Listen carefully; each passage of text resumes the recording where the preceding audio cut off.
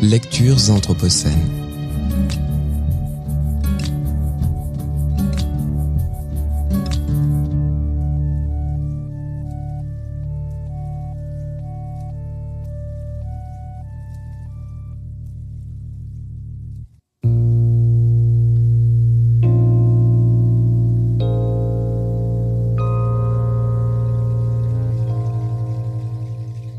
Quand je sors la nuit sur la véranda de mon ranch, les vagues de couleurs immenses et agitées des lumières du nord viennent quelquefois à ma rencontre. Mais en d'autres saisons, je trouve des serpents à sonnettes enroulés sur eux-mêmes, ou un vent tellement froid qu'il peut vous geler la peau en un rien de temps. D'un point de vue économique, il est certain que le choix des grandes plaines m'a fait passer après ceux de mes contemporains qui ont opté pour la Nouvelle-Angleterre, la Californie ou les collines de Géorgie. Ceci dit, telle une femme amoureuse d'un ivrogne, je n'ai pas vraiment eu le choix. Voilà plus de 40 années que je vis au sein de la prairie et que je la partage de bon cœur avec toutes les autres espèces qu'elle abrite. Il m'aura fallu du temps pour comprendre que cet endroit n'est pas seulement un mélange chaotique de créatures occupées à se battre entre elles et faire valoir leur existence, mais un réseau de vie complexe qui lutte pour maintenir son équilibre. J'aime le vent qui me revigore tandis que je suis assise sur la véranda, même s'il est trop froid pour être supportable. C'est le souffle bruyant d'un seul être vivant, gigantesque, et dont je fais partie. Pendant une période allant de 1972 à 1990, j'ai travaillé comme biologiste, d'abord pour l'État du Dakota du Sud, puis pour le Peregrine Fund, une association à but non lucratif basée au célèbre laboratoire d'ornithologie de l'université Cornell.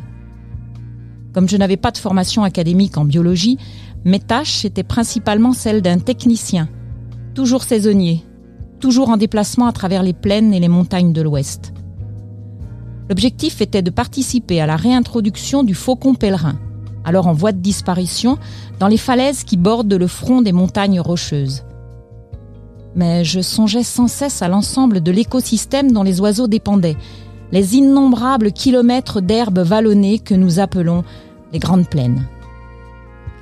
Les faucons étaient élevés en captivité, d'abord à Ithaca, dans l'État de New York, puis à Fort Collins, dans le Colorado, et enfin à Boise, dans l'Idaho. Mes collègues du laboratoire faisaient naître les oisillons et je passais les prendre quand ils avaient environ 1 mois. Mon rôle consistait à emmener les fauconautes sur l'un des sites de dissémination dont il existait plusieurs dizaines, et à faire au mieux pour qu'ils apprennent à voler et à chasser par eux-mêmes. C'était un travail merveilleux, en pleine liberté et très stimulant physiquement. Chaque jour, je me déplaçais sur un nouveau site en pick-up, à cheval, en hélicoptère ou à pied. La plupart des gens qui prenaient part à l'effort de réintroduction du faucon pèlerin étaient jeunes, mais notre engagement ne se résumait pas à un simple enthousiasme juvénile. Nous étions guidés par la conviction que notre action avait une valeur réelle. Soldats précoces dans une lutte pour l'environnement qui cherche toujours sa définition. Nous sentions que nos vies étaient envahies par des forces immenses, bien au-delà de notre contrôle. Le DDT, massivement utilisé par l'agro-industrie pendant des décennies, est un insecticide puissant qui a augmenté le rendement des cultures dans le monde entier. Mais il est évident que les dégâts ont largement dépassé les profits. Le produit chimique nocif s'est répandu dans toute la chaîne alimentaire et a nui à toutes sortes d'espèces depuis les microbes du sol jusqu'aux êtres humains. En 1972, quand le DDT a été interdit aux États-Unis, il avait déjà exterminé presque entièrement de nombreuses espèces d'oiseaux situées en haut de la chaîne alimentaire, là où le poison s'était accumulé. Le faucon pèlerin, au sommet de la chaîne, a été décimé par le DDT qui attaquait directement son système de reproduction. Un petit groupe de fauconniers qui chassaient avec des pèlerins et les gardaient en état de quasi-captivité ont été les premiers à s'en apercevoir et à réagir. Les plus concernés d'entre nous se sont rapidement mobilisés, mais au bout du compte, c'est l'effort massif de milliers de gens qui a sauvé les faucons de l'extinction. Le faucon pèlerin a été inscrit sur la liste des oiseaux en voie de disparition en 1970 et il y est resté jusqu'à ce que plusieurs centaines de couples nicheurs aient regagné d'anciens lieux de prédilection de l'espèce. Un jour de l'automne 1994, j'ai aperçu 4 faucons pèlerins au-dessus des plaines à l'est de Colorado Springs. Je n'en avais jamais vu dans cette région. Après un été passé à la réintroduction, j'étais sur la route du retour pour mon petit ranch du Dakota du Sud, à la frontière nord des Black Hills. Je n'avais pas arrêté de voyager depuis le mois d'avril, et comme j'avais hâte de rentrer chez moi, je ne cherchais même pas des faucons dans le ciel. Mais ce jour-là, on aurait dit qu'ils étaient partout. Je n'avais aperçu que quelques pèlerins sauvages au cours de ma vie, et j'en rencontrais 4 en un seul après-midi. J'y ai vu un signe, et avant d'être arrivé à destination, j'avais décidé que mon travail avec le faucon pèlerin était terminé. De retour dans mon ranch, je me suis assis sur la véranda de la maison et j'ai regardé Bear Butte au sud-est qui surgissait de la prairie comme une sentinelle des Black Hills. La butte avait un air solitaire et je me suis demandé ce que j'allais faire de ma vie désormais. 5 années seraient encore nécessaires pour que la bureaucratie de l'United States Fish and Wildlife Service, l'organisme fédéral pour la gestion et la préservation de la faune, retire les faucons pèlerins de la liste des animaux en voie de disparition. Mais on savait d'ores et déjà que ceux vivant à l'est des Rocheuses seraient encore des nôtres pour quelques générations au moins. La crise immédiate était passée. Le soleil descendait et préparait le spectacle de son coucher pour tous ceux qui voudraient prendre le temps de l'admirer. Les couleurs des herbes d'automne jouaient dans la brise, chaque brin projetant son ombre sur les autres. Tandis qu'elles ondoyaient et que les teintes évoluaient de l'or au rouge, j'ai pensé à toute la vie qui dépendait de cette mosaïque. J'ai pensé aux mammifères, depuis les rongeurs jusqu'aux antilopes et aux cerfs. J'ai tendu l'oreille vers la brise et j'ai cru entendre les milliards d'insectes qui fournissent leur base de protéines aux oiseaux nichant au sol. Ces oiseaux qui font la célébrité de la prairie. Les faucons étaient redevenus leurs prédateurs et pour un temps au moins, tout ça continuerait de tourner. De nombreuses autres espèces étaient menacées ou en voie de disparition. J'aurais pu m'impliquer dans la sauvegarde des putois à pieds noirs, des aigles, des renards véloces ou de toutes sortes d'insectes et d'herbes. Mais au cours des 18 années précédentes, j'avais appris que se concentrer sur une seule espèce revenait à ne traiter qu'un symptôme. Ce qui provoquait la détresse d'une espèce, c'était presque toujours un écosystème compromis. Assis sur ma véranda, j'envisageais les années qui me restaient et je me remémorais beaucoup de choses que j'avais vues en parcourant les hautes plaines en long et en large. La couche de terre arable effritée, les parcs d'engraissement puants, les cultures subventionnées irriguées par des ressources d'eau vitales et toutes les espèces animales ou végétales forcées à vivoter en bordure de leur ancien territoire. Les étoiles sont apparues et, comme c'était l'automne, Orion s'est élevé juste entre Bear Butte et les Black Hills. J'assistais à une de ces nuits magiques où le temps semble ralentir à la vitesse des constellations qui se déplacent. Alors j'ai pensé aux bisons. Ils sont depuis longtemps un emblème de toute cette vie sauvage en déclin.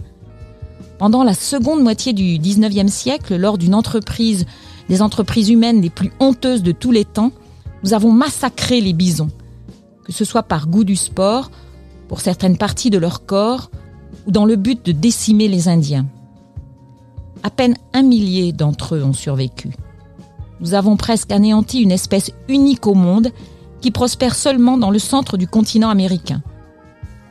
J'ai longuement réfléchi à ça, assis sur la véranda, face aux millions d'étoiles qui traversaient le ciel. Cette injustice m'a dégoûté, et avant que l'épée d'Orion pointe Harney Peak, j'ai su qu'il y aurait dans mon avenir au moins une tentative de rétablir l'équilibre des grandes plaines, et que les bisons en feraient partie. Pendant les 20 années ou presque qui ont suivi cette décision, j'ai fait de mon mieux pour guérir la parcelle de prairie qui se trouve sous ma responsabilité. J'ai commis beaucoup d'erreurs, dues à mes propres insuffisances, mais aussi au fait que la science de la protection et de la restauration de la prairie est mal comprise. Dans les grandes plaines, les ressources ont toujours été rares et les fluctuations climatiques et météorologiques ne sont pas proportionnées à la durée de vie humaine. J'ai commencé timidement par planter des arbres et des herbes hybrides qui étaient censés pousser même sur des terres arides et rudes. Je me suis inscrit aux programmes gouvernementaux qui encourageaient ce genre de pratique, mais j'aurais dû prendre conscience que les arbres ne font pas partie de la prairie. S'ils avaient été capables d'y survivre, ils auraient été là depuis le début. J'ai découvert que les arbres avaient besoin de soins permanents et ceux que j'ai plantés ont fini par s'affaiblir et mourir. Quant aux herbes hybrides que j'ai expérimentées, elles avaient bien été produites pour pousser sous n'importe quel climat, mais elles n'avaient pas évolué en relation avec les mammifères et les oiseaux des grandes plaines. Les animaux endémiques ont besoin de plantes endémiques avec lesquelles ils ont évolué. Ces plantes vivaces, robustes, nutritives et profondément enracinées qui ont presque été éliminées au cours du siècle dernier. J'ai commencé avec 12 bisons orphelins et en quelques années, j'ai constitué un troupeau de 50 têtes sur mon petit ranch de 500 hectares. La prairie assiégée a répondu favorablement aux massages dispensés par des sabots de bison et tout sur le ranch, des graminées les plus frêles jusqu'aux humains eux-mêmes, a eu l'air de se fortifier. Au début de ce nouveau siècle, je vivais avec ma compagne Jill, sa fille Gillian et Ernie, mon plus vieil ami. On avait donné au ranch le nom de Broken Heart, d'après son ancienne marque pour le bétail, un 3 couché sur ses pointes avec un V en dessous.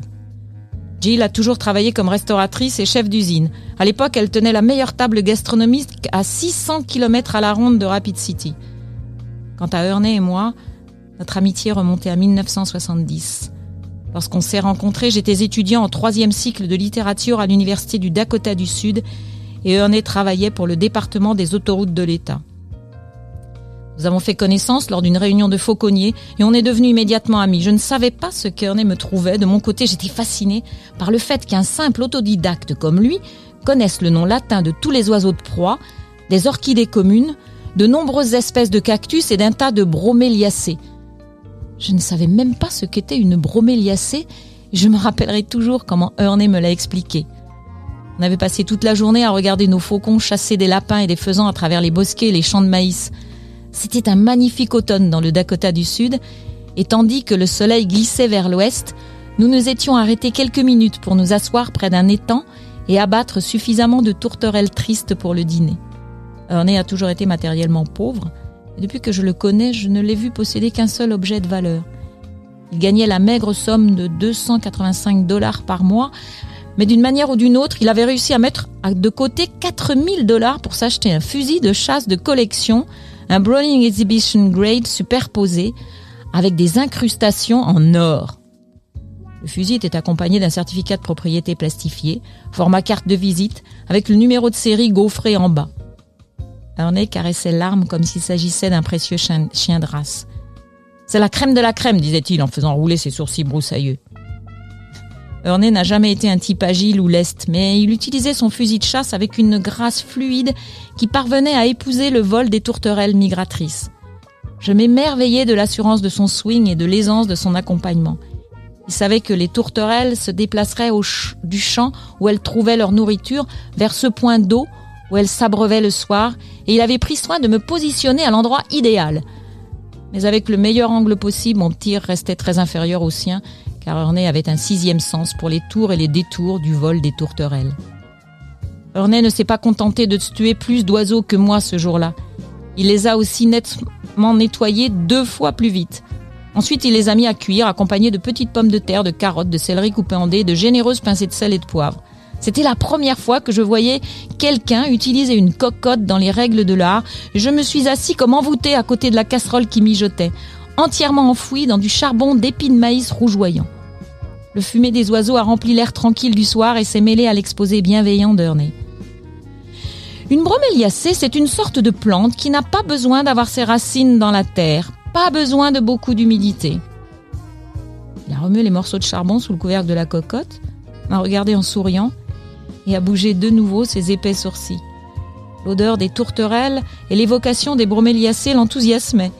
Il y en a des centaines d'espèces, certaines avec des fleurs magnifiques, de la même famille que les plantes succulentes. Elles poussent sur les arbres tropicaux. J'étais jeune et idiot. Je me suis demandé si Ernie n'était pas en train de se foutre de moi. Il a hoché la tête et souri de plus belle à travers sa barbe hirsute. Tu sais, ces fleurs dans les films de Tarzan qui ont l'air d'orchidées, toutes poilues collées aux arbres. J'ai acquiescé pour qu'il continue. Ça suce l'eau directement dans l'air. Ça la retient piégée quand il pleut et ça peut s'accrocher à n'importe quoi. Arbres, câbles de téléphone, ruines aztèques ou mayas. Il y en a qui ressemblent un peu à des nids de passereaux. Chouette fleur!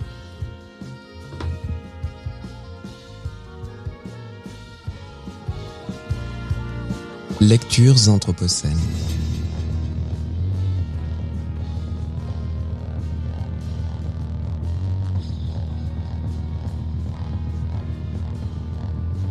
Lecture anthropocène.